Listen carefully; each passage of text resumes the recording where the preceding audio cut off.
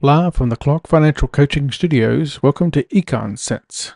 I'm Wes the Economist, and you can reach out to me at wes.the.economist@gmail.com. Welcome to Econ Today, a series from Econ Sense podcast with Wes the Economist.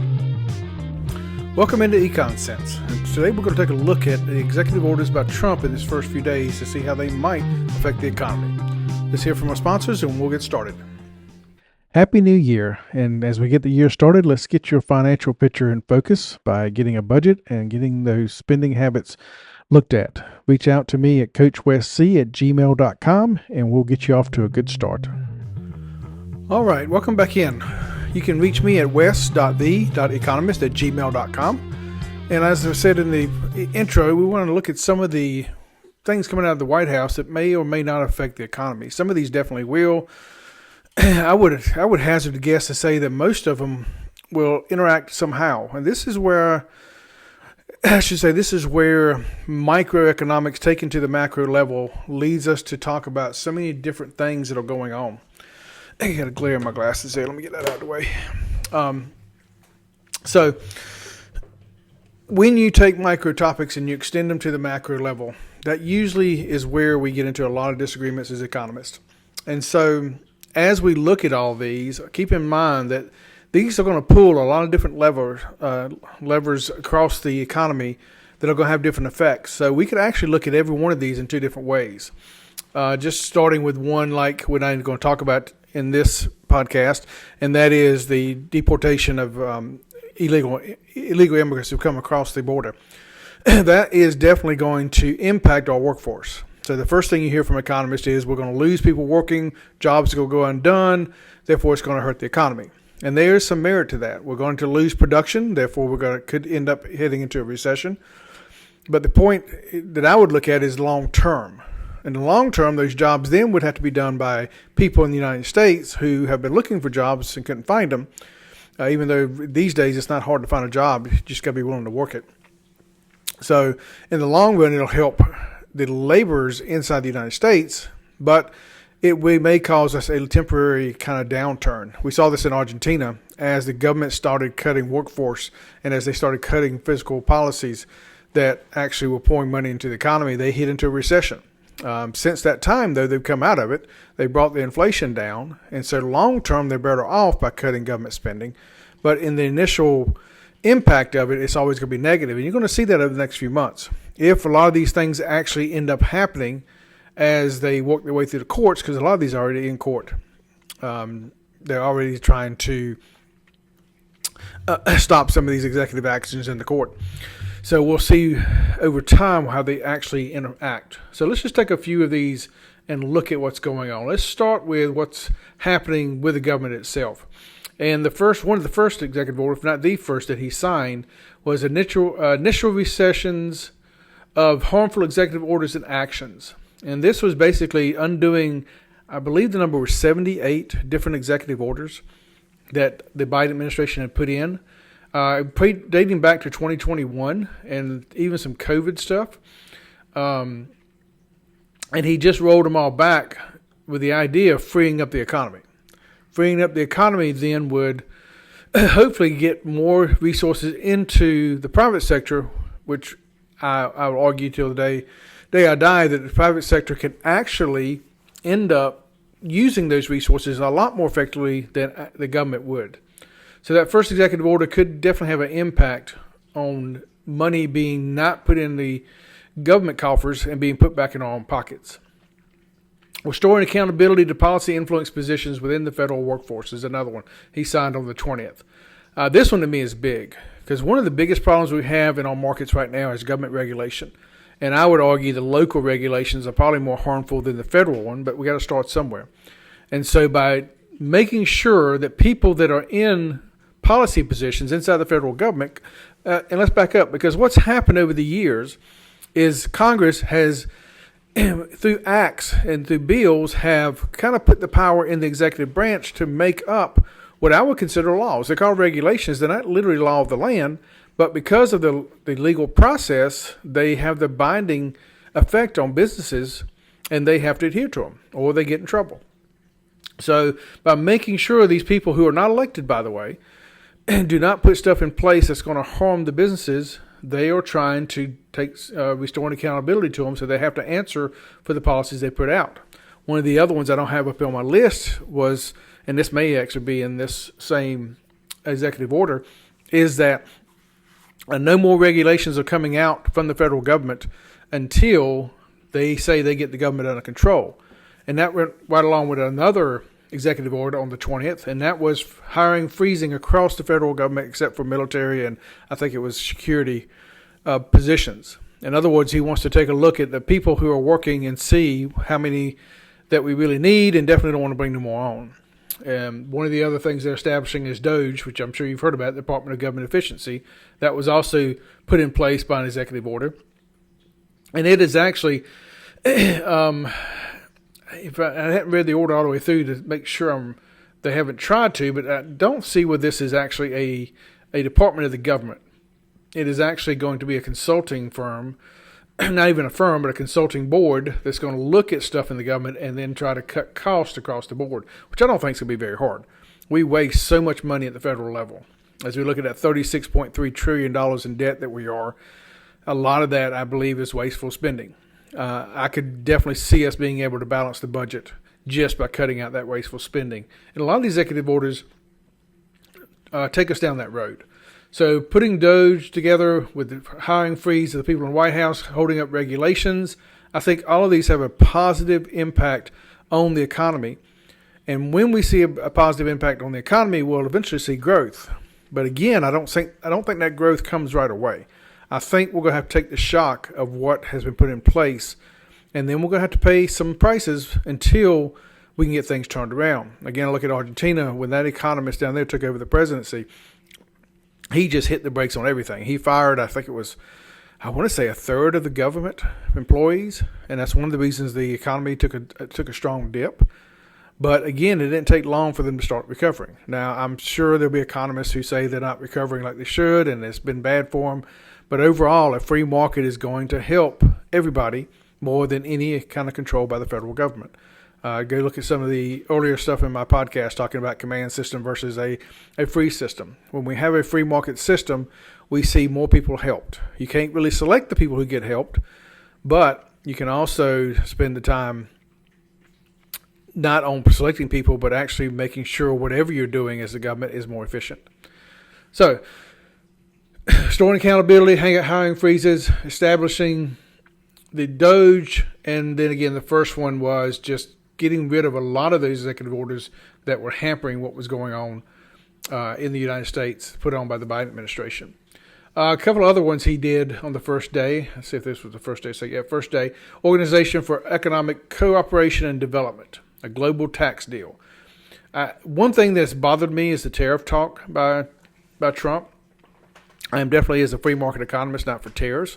At the same time, if we're not getting a fair playing field, in other words, if they are doing stuff to our businesses that we're not doing to theirs, then that needs to be corrected. And for a lot of this, I believe he's using tariffs as a bargaining tool and trying to make the other countries kind of come to the table and get rid of some things that are hurting us. If he does eventually start putting tariffs in, people are right. Yeah, they're actually going to push the price of some things up.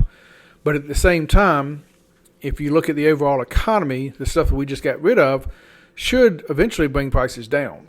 So we may have a trade-off. Maybe at that point we can cut some taxes and depend a little bit on tariffs. But the idea, I've heard him say once, is that we could pay for everything with tariffs like we did back in the 1800s. I just don't think will happen. The government was a lot smaller then. Our budget was so minuscule compared to the overall economy. Yeah, we could fund it with tariffs. It's not going to be funded with tariffs today.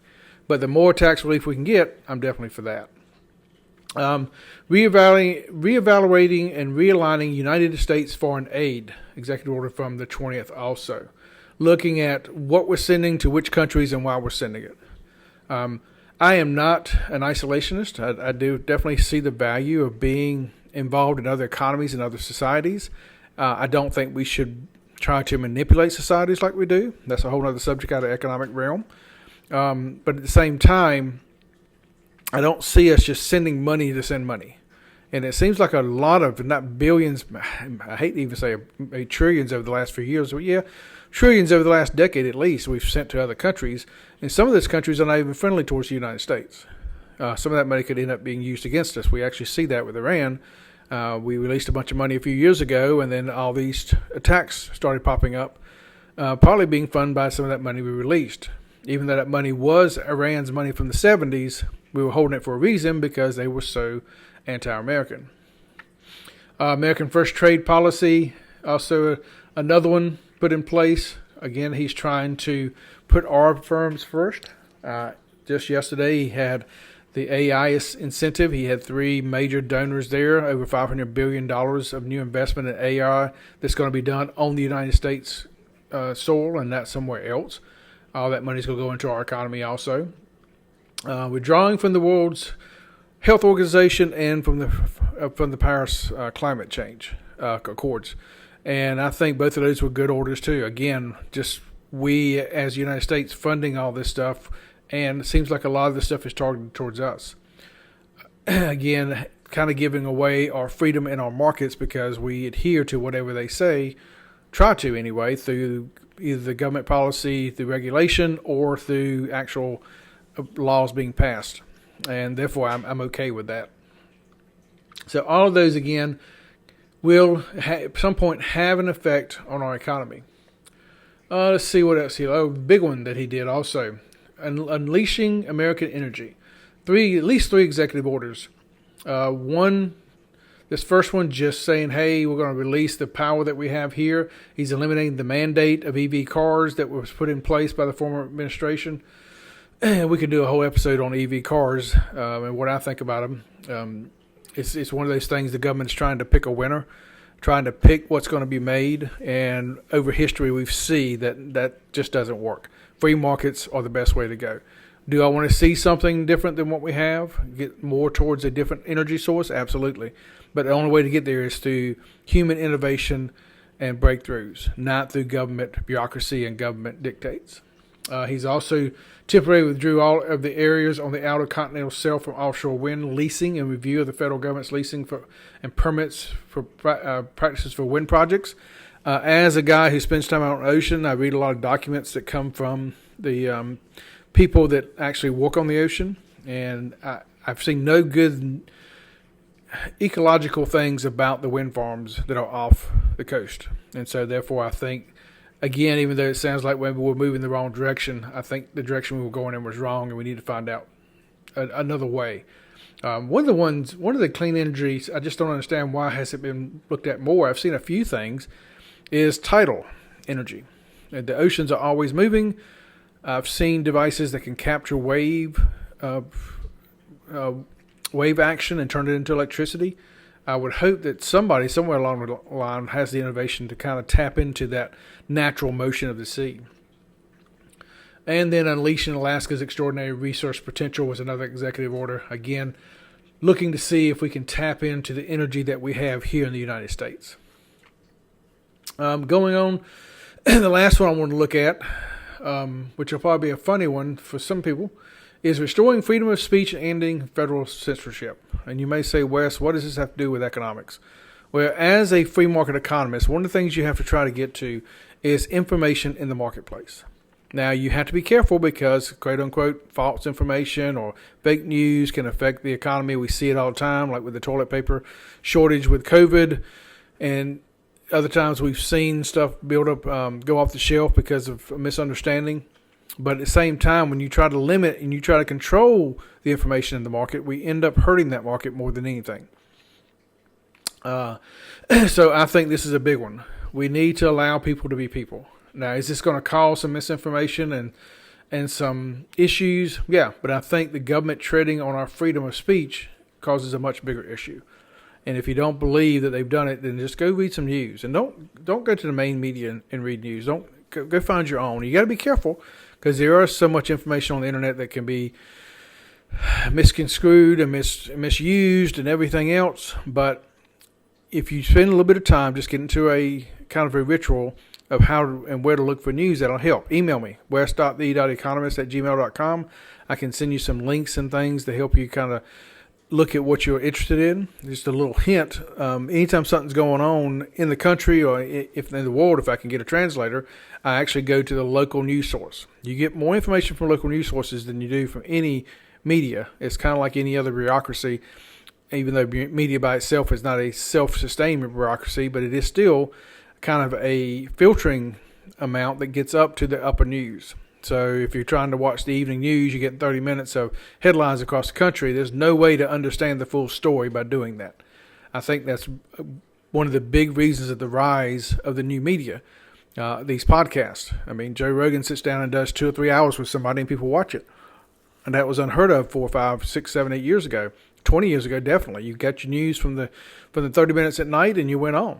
Now people are really wanting to dig in. The problem with that is you only have so much time in the day. You can only listen to so many podcasts. So you still need to get some headlines and stuff from places. And again, write me. I can give you some ways to do that. And hopefully I can show some people how to dig into it a little bit better. Now, as anything, you're going to have what I call normative statements come through when you're thinking. And normative just means opinion. It's kind of hard to get our opinions out of whatever we're looking at. And for that reason, you've got to learn how to switch that off and not be biased. As I look at these things from Trump coming out, definitely my bias, my free market economy kicks in, but I always try to evaluate it from the sense of what is going to help the economy most. And what's next? Thomas Sowell talks about second stage thinking. I got a podcast on it in the past. And it just means that, okay, I hear something that sounds good, but what's the next step? What comes next? Then what? As Dr. Sowell always says, then what? And that's what I try to ask myself as I look at all this. Okay, well, he's going to, I'll pick the last one I have up here, restore freedom of speech. Well, then what? Well, we're going to have on X and Facebook and these places people saying stuff that's not true. But they have the freedom to do that. Then what? Then people have got to get more selective in what they actually dig in and believe. Then what? Well, we got to make sure that as we go down this path, we keep each other not accountable, but just give each other information and be willing to hear the other side of the argument. I've got a colleague at work. He and I definitely differ on what we think should happen socially, politically, economically in the country. He's not an economist, but we have some great conversations, and I love hearing what he has to say. And it has influenced how I look at some economic topics. But at the end of the day, if we don't listen to people who don't agree with us, we don't understand their perspective. And once we stop listening to those people, we end up vilifying them. And that's not what we need. I think we saw through this last election. So many people voting for Trump, even though a lot of people didn't like Trump, because they started to see that the people on the other side were not as bad as they thought they were. And an open conversation hurts. Like, look at RFK, look at Tulsi Gabbard, Elon Musk, all these coming into the tent of Trump, even though they're not going to agree with him on everything, and definitely are not in the same place that I would be in the party, which I'm not in the Republican Party. I've told you before, I hate politics altogether.